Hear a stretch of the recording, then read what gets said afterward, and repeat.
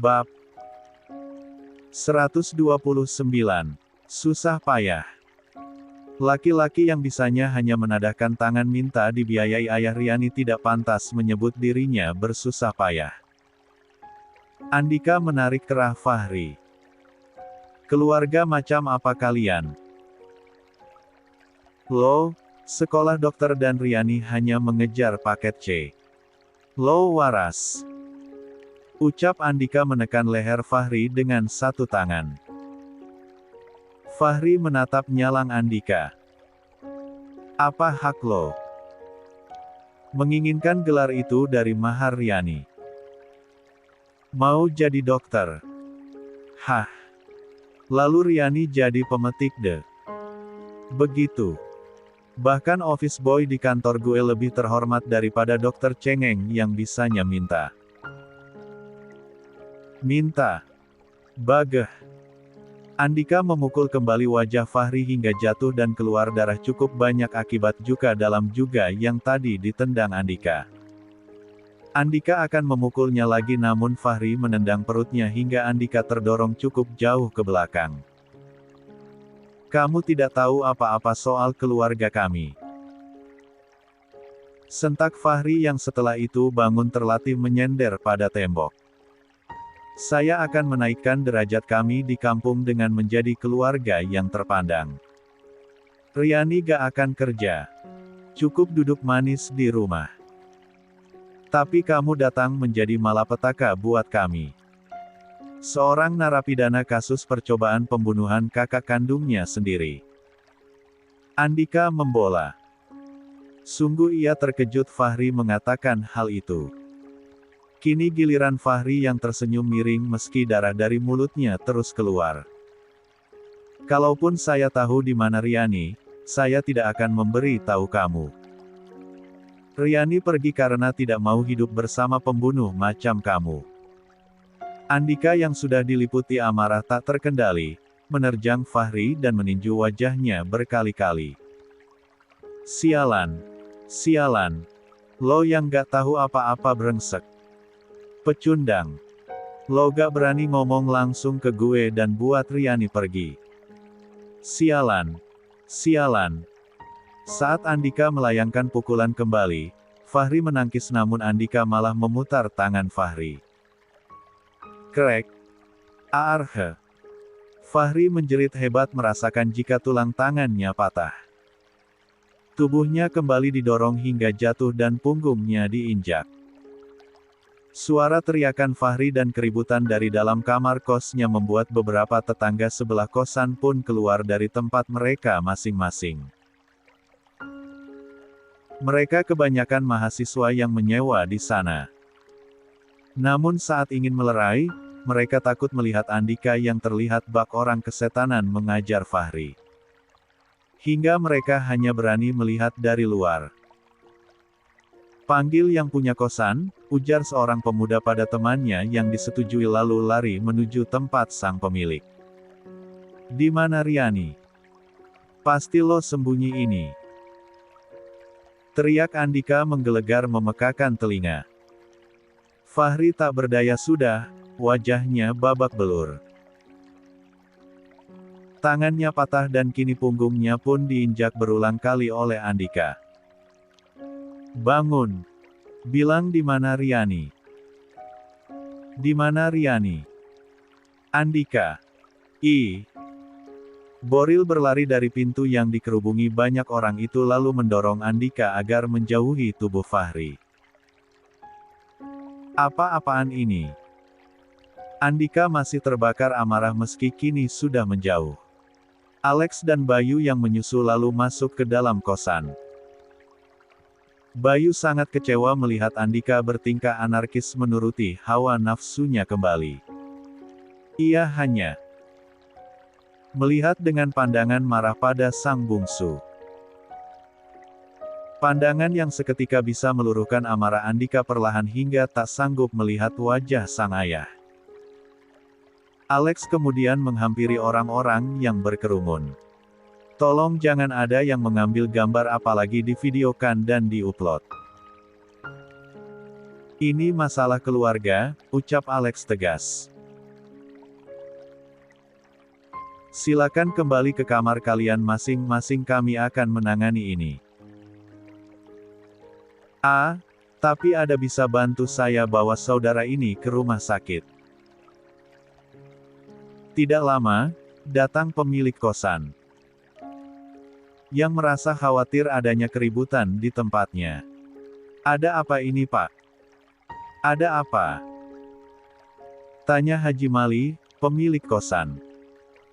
Mohon maaf membuat keributan di tempat Anda, Pak. Ada kesalahpahaman kecil antara keluarga. Boleh saya minta bantuan Bapak untuk membawa saudara kami ini ke rumah sakit? Pakai mobil saya saja. Oh. Boleh Pak, boleh, jawab Haji Mali yang khawatir melihat Fahri terkapar di lantai. Masih hidup, Pak? Tanyanya pada Alex. Alex yang dibantu beberapa pemuda lain mengangkat tubuh Fahri lalu memeriksa denyut nadi dan nafasnya. Masih, ayo lekas kita bawa. Haji Mali beserta beberapa pemuda itu kemudian membawa Fahri keluar. Alex berbalik lalu menemui Bayu dan Boril. Saya izin ke rumah sakit dulu, Boril menganggukkan kepalanya. Sungguh dia tidak pernah meragukan ketangkasan menantunya tersebut yang selalu mengambil langkah tepat saat keadaan terdesak seperti ini tanpa perlu bertanya apa yang harus dia lakukan, tapi Alex mampu menanganinya. Kini tempat itu pun sepi, tersisa Bayu, Boril dan Andika saja. Mau beneran jadi pembunuh Bram? Tanya Bayu. Apa setiap masalah harus diselesaikan dengan kekerasan? Apa kamu pikir dengan membunuh Fahri Riani akan kembali? Andika yang tadinya terdiam lalu mengangkat kepalanya. Mengapa kamu kembali jadi seperti dulu lagi, Andika? Semua hal bisa diselesaikan dan dibicarakan, istri aku pergi, Papa. Ucap Andika lirih yang entah mengapa terdengar menyedihkan di telinga Bayu dan Boril. Dia yang telah membuat Riani pergi. Dia mengatakan semuanya tentang aku yang membuat Riani benci dan meninggalkan kita. Lalu aku harus diam. Bayu dan Boril berpandangan. Maksudnya, dia tahu aku yang mencabut gelarnya. Dia memprovokasi Riani. Bahkan mengatakan kalau aku narapidana, aku paksa dia ngaku, Pak, di mana dia sembunyikan Riani. Jawab Andika yang mencoba menetralkan suaranya agar amarah itu tidak terlontar saat berbicara dengan sang ayah. Riani pergi sama dia? Tanya Boril sambil memeriksa kamar dan juga kamar mandi. Dia gak ngaku dan dia sendiri gak tahu kalau Riani pergi. Jawab Andika. Bayu menarik nafasnya lelah. Mengurut keningnya. Terasa pusing kepalanya melihat kejadian yang menimpa Andika. Papa akan ke rumah sakit. Kamu bantu Andika cari Riani ya? Ucap Bayu pada Boril yang kemudian diangguki oleh Boril. Cece. Sepanjang perjalanan, Boril membawa mobilnya sendiri dan Andika di sebelahnya. Sedangkan mobil Andika akan diambil nantinya oleh Nurdin. Dalam masa kalut seperti ini, Andika harus didampingi. Ia takut jika sang adik akan melakukan sesuatu akibat amarahnya yang tak terkendali. Perbuatannya pada Fahri tadi bisa menghantarkan Andika kembali ke jeruji besi. Ia bersahabat baik dengan kearogansian. Boril sendiri masih mengingat dengan baik bagaimana ketika Andika jatuh cinta dan berusaha mendapatkan wanita yang diinginkannya. Kejadian yang menimpa Fahri membuat Boril bagaikan deja vu. Ia hampir meregang nyawa merasakan amukan Andika. Boril tak ingin percaya, namun inikah hukum tabur tuai yang terjadi. Sebagaimana Andika dulu ingin merusak kebahagiaannya, maka ia pun merasakan buah yang ditanamnya dulu. Boril menggelengkan kepalanya. Mencoba mengusir pikiran buruk itu. Ya Tuhan, berikanlah jalan keluar yang terbaik untuk Andika dan istrinya.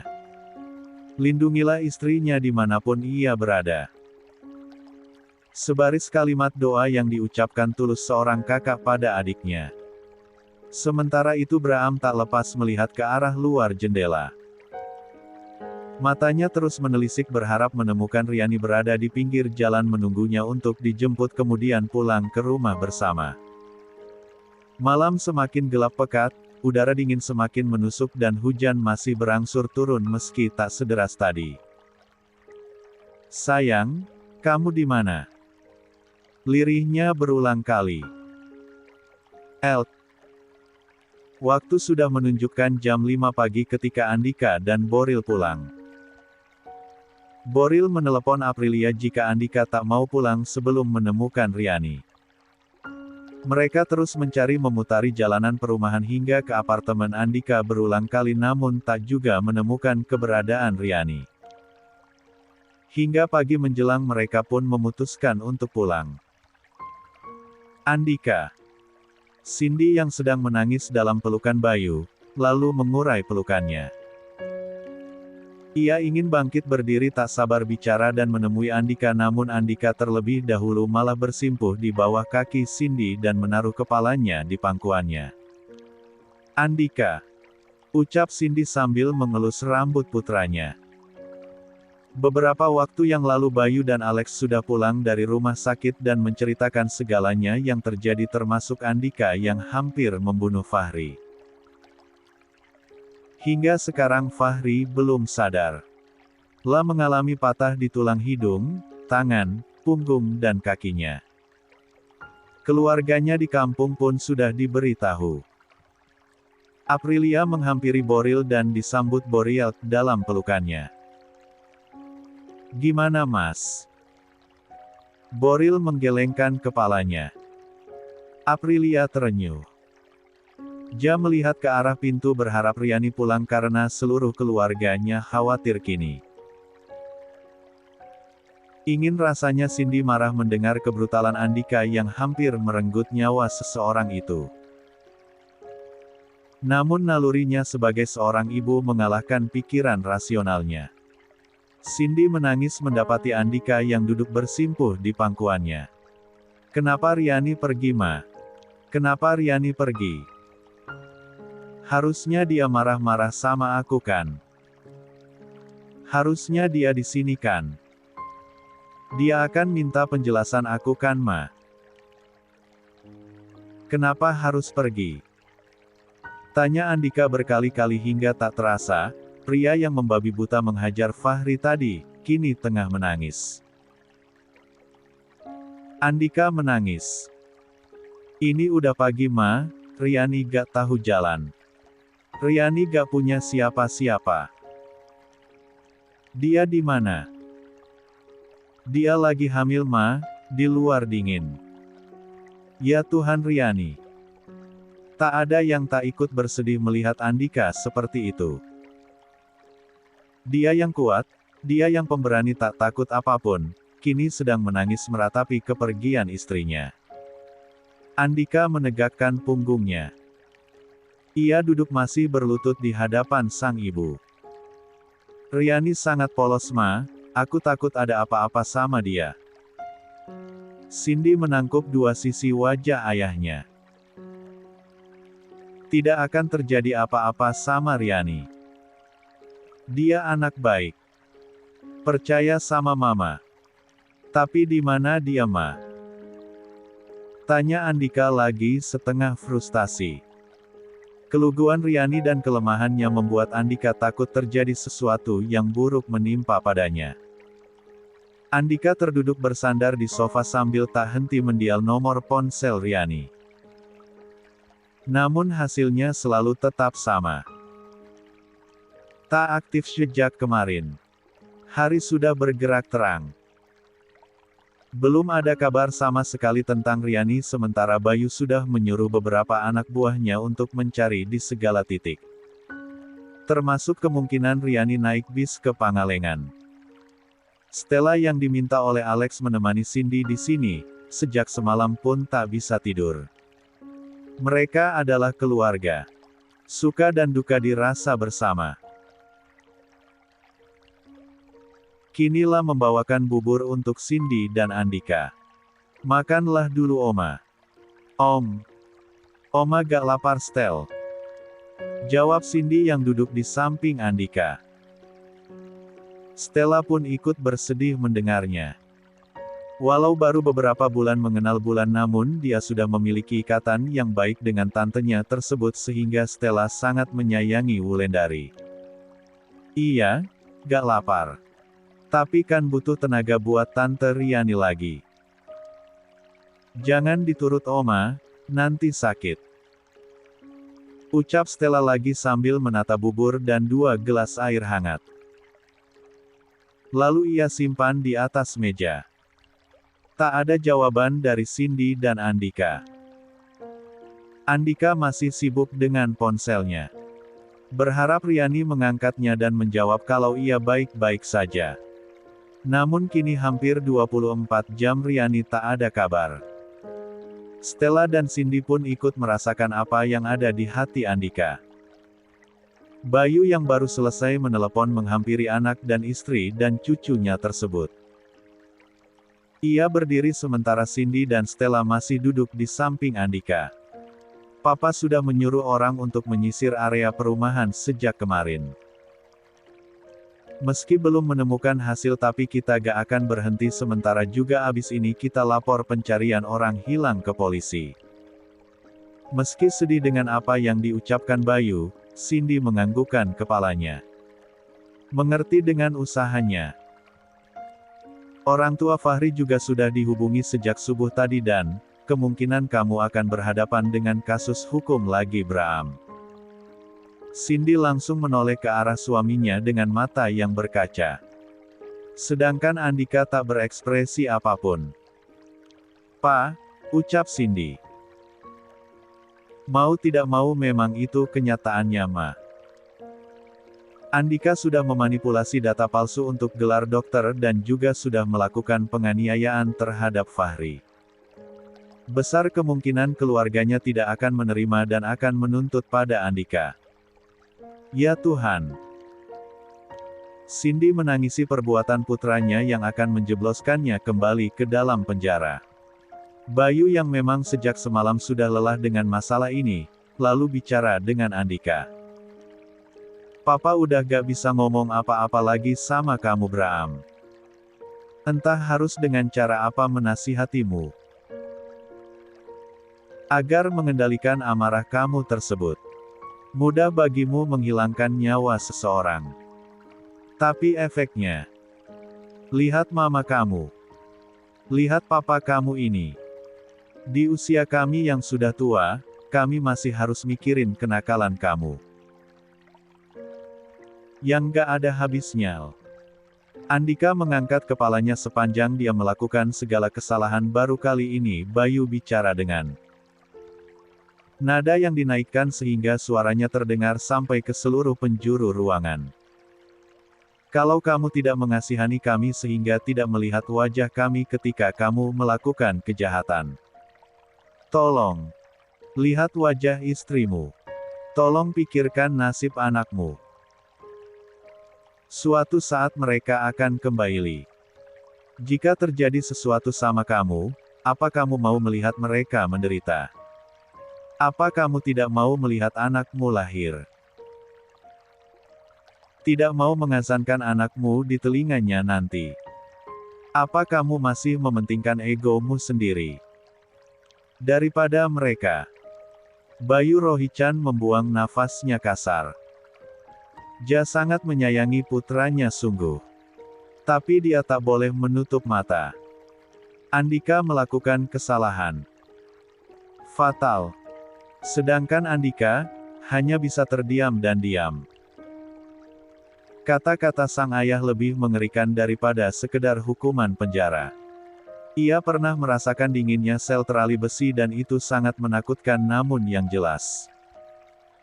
Penghukuman dari keluarga adalah yang terbesar dan terberat.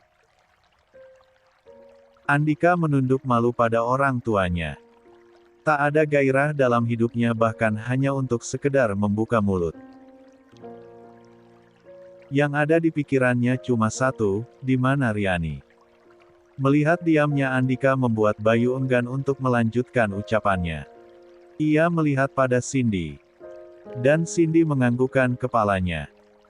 Seolah tahu apa yang dipikirkan oleh Bayu. Baiklah. Papa ke kantor polisi dulu. Lapor hilangnya Riani. Iya Pak. Bayu pun pergi meninggalkan rumah demi ke kantor polisi. Sedangkan kantor masih dihandle oleh Alex. Boril dan Aprilia menoleh bersamaan mendengar suara langkah kaki yang tergesa berbunyi nyaring di lantai rumah sakit ini.